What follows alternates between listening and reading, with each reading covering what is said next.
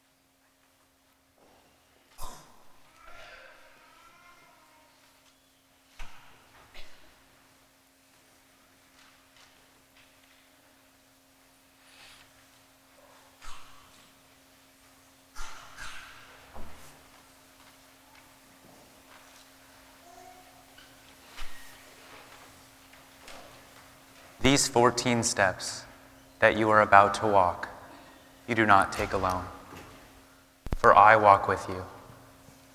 Though you are you, and I am I, we are truly one Christ. Therefore, my way of the cross 2,000 years ago and your way now are also one. But note this difference.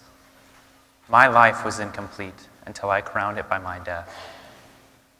Your 14 steps will only be complete when you have crowned them by your life.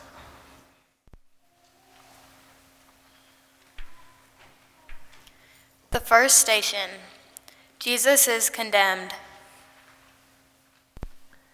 In Pilate's hands, my other self, I see my Father's will. Though Pilate is unjust, he is the lawful governor, and he has power over me. So the Son of God obeys. If I can bow to Pilate's rule, because this is my Father's will, can you refuse obedience to those whom I place over you? My Jesus, Lord, obedience cost you your life. For me, it cost an act of will, no more. And yet, how hard is it for me to bend? Remove the blinders from my eyes, so that I may see that it is you in all who govern me. Lord, it is you.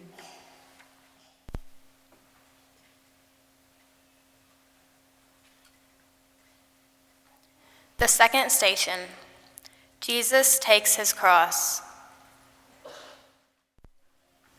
This cross, this chunk of tree, is what my Father chose for me. The crosses you must bear are largely products of your daily lives. And yet, my Father chose them too, for you. Receive them from his hands, my other self. Take heart. I will not let your burdens grow 1 ounce too heavy for your strength. My Jesus, Lord, I take my daily cross. I welcome the monotony that often marks my day, discomforts of all kinds, the summer's heat, the winter's cold, my disappointments, tensions, setbacks, cares. Remind me often that in carrying my cross, I carry yours with you. And though I bear a sliver only of your cross, you carry all of mine, except a sliver in return.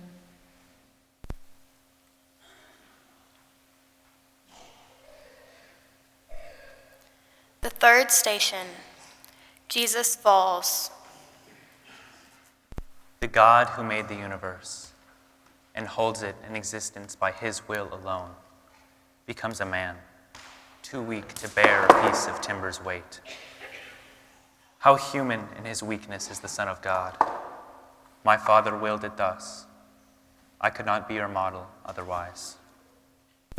If you would be my other self, you also must accept, without complaint, your human frailties.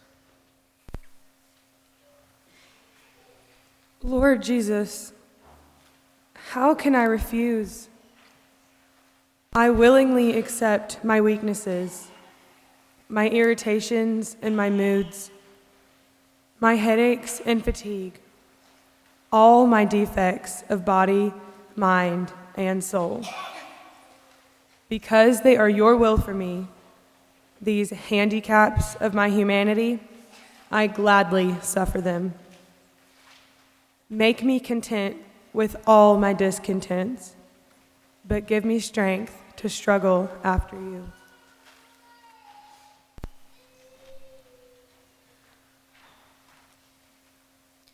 The fourth station, Jesus meets his mother. My mother sees me whipped. She sees me kicked and driven like a beast. She counts my every wound. And though her soul cries out in agony, no protest or complaint escapes her lips or even enters her thoughts. She shares my martyrdom, and I share hers. We hide no pain, no sorrow from each other's eyes. This is my Father's will.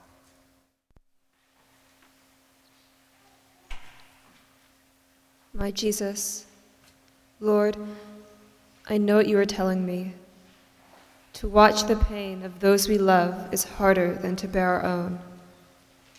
To carry my cross after you, I too must stand and watch the sufferings of my dear ones, the heartaches, sicknesses, and grief of those I love. And I must let them watch mine too. I do believe, for those who love you, all things work together unto good.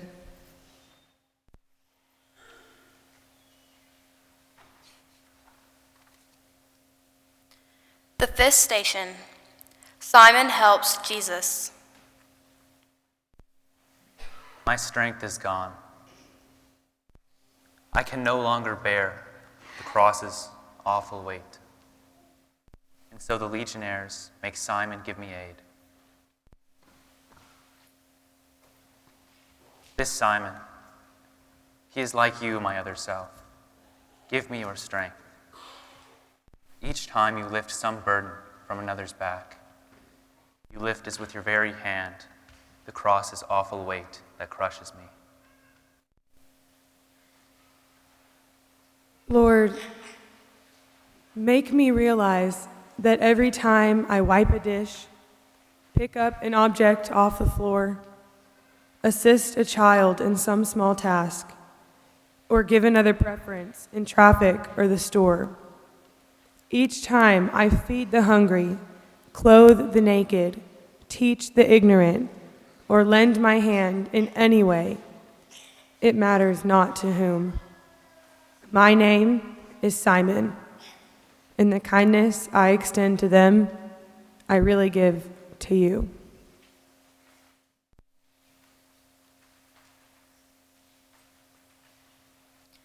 The sixth station, Veronica helps Jesus. Can you be brave enough, my other self, to wipe away my bloody face?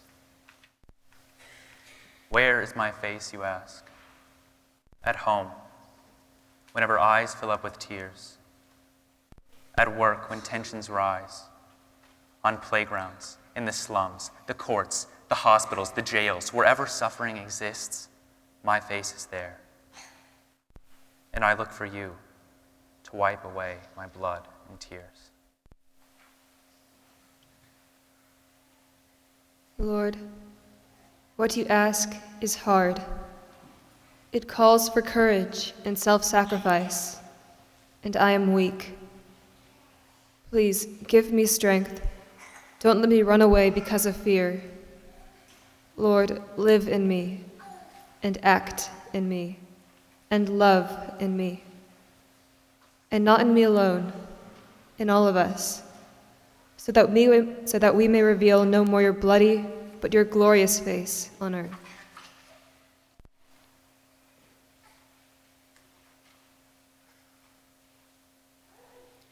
The seventh station. Jesus falls again. This seventh step, my other self, is one that tests your will. From this fall, learn to persevere in doing good. The time will come when all of your efforts seem to fail, and you will think, I can't go on. Then, turn to me, my heavy-laden one, and I will give you rest. Trust me, and carry on. Give me your courage, Lord.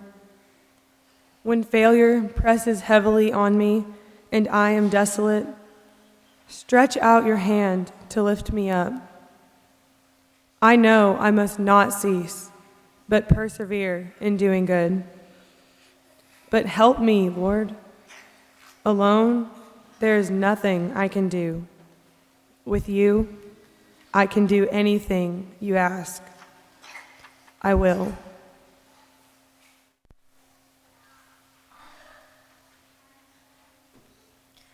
The eighth station. Jesus consoles the women.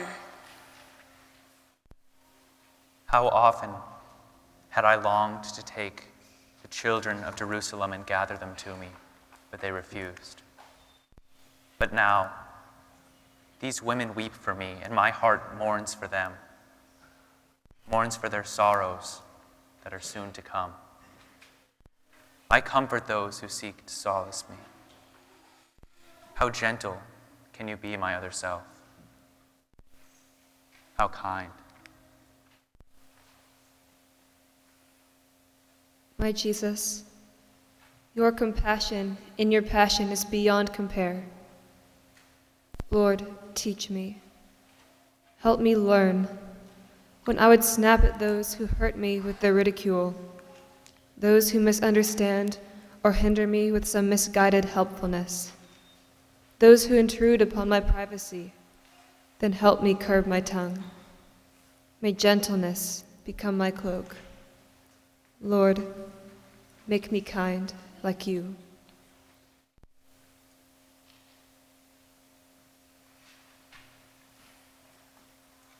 The ninth station. The third fall. Completely drained of strength, I lie collapsed upon the cobblestones. My body cannot move. No blows, no kicks can rouse it up. And yet, my will is mine, and so is yours. Know this, my other self. Your body may be broken, but no force on earth and none in hell can take away your will. Your will is yours. My Lord, I see you take a moment's rest, then rise and stagger on. So I can do, because my will is mine. When all my strength is gone, and guilt and self-reproach press me to the earth and seem to hold me fast, protect me from the sin of Judas. Save me from despair. Lord, never let me feel that any sin of mine is greater than your love.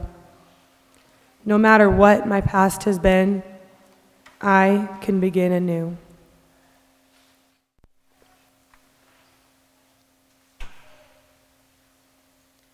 The 10th station. Jesus is stripped. Behold, my other self, the poorest king who ever lived. Before my creatures I stand stripped. The cross, my deathbed, even this is not my own. Yet who has ever been so rich? Possessing nothing, I own all of my Father's love. If you too would own everything, be not solicitous about your food, your clothes, your life.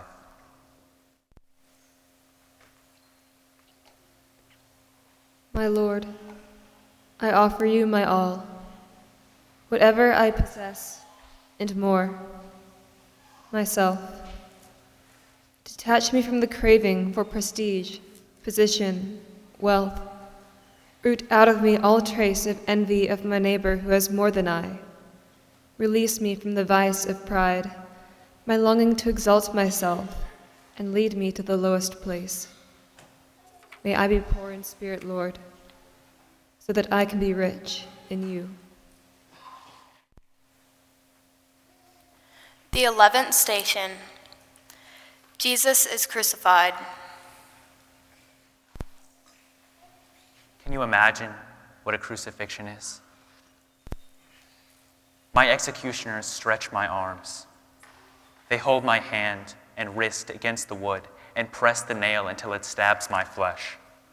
Then, with one heavy hammer smash, they drive it through, and pain bursts like a bomb of fire in my brain. They seize the other arm. And again, agony loads.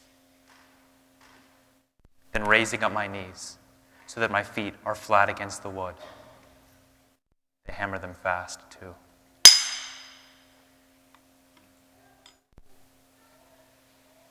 My God, I look at you and think, is my soul worth this much? What can I give you in return?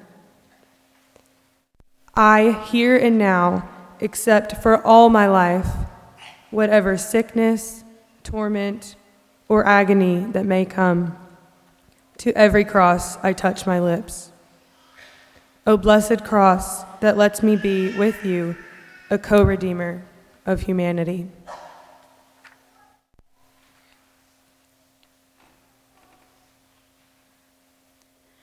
The 12th station. Jesus dies. The cross becomes a pulpit now. Forgive them, Father. You will be with me in paradise. There is your mother. There your son. I thirst. It is complete. To speak, I have to raise myself by pressing upon my wrists and feet, and every move engulfs me in new waves of agony.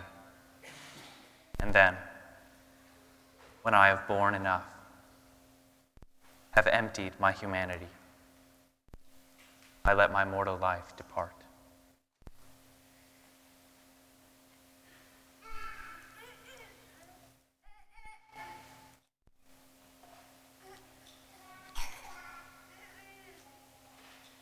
My Jesus, God, what can I say or do?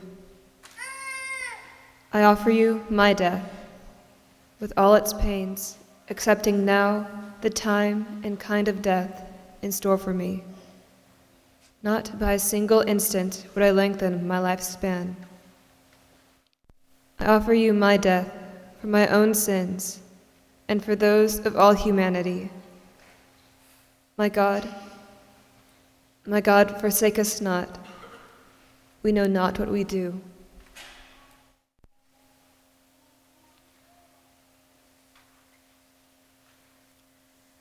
13th station. Jesus is taken down.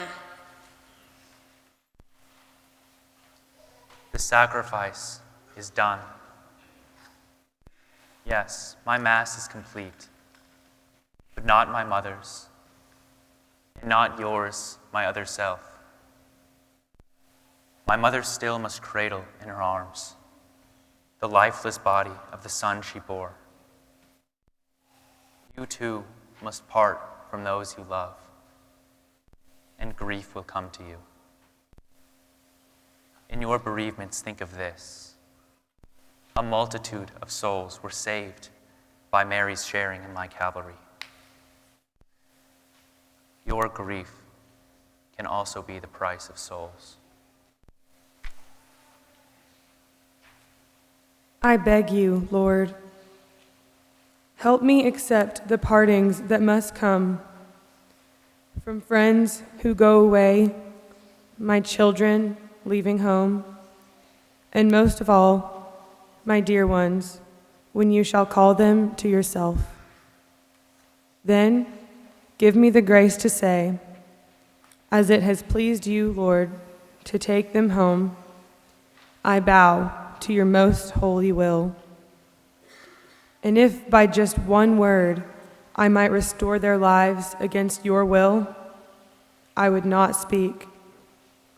Grant them eternal joy.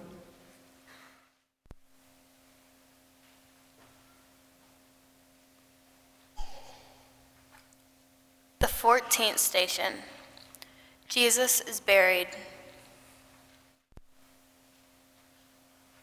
So ends my mortal life. But now, another life begins for Mary and for Magdalene, for Peter and for John, and for you, my other self.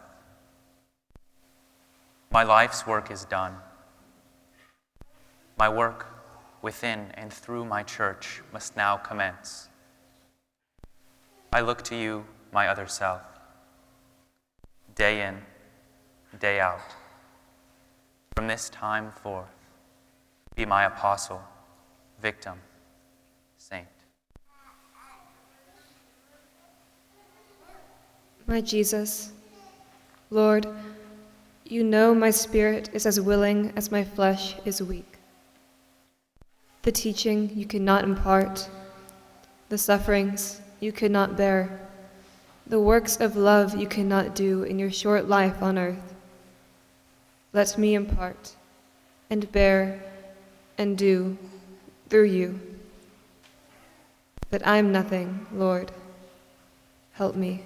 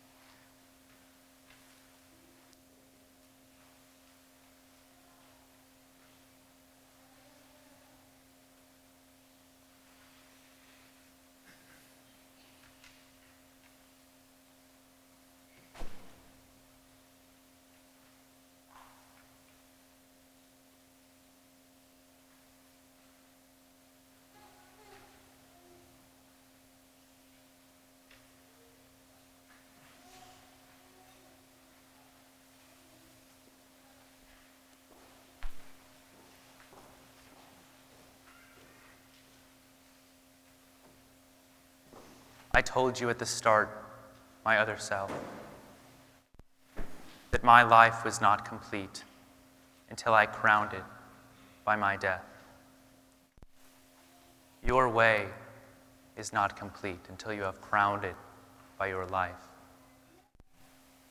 Accept each moment as it comes to you with faith and trust that all that happens has my mark on it.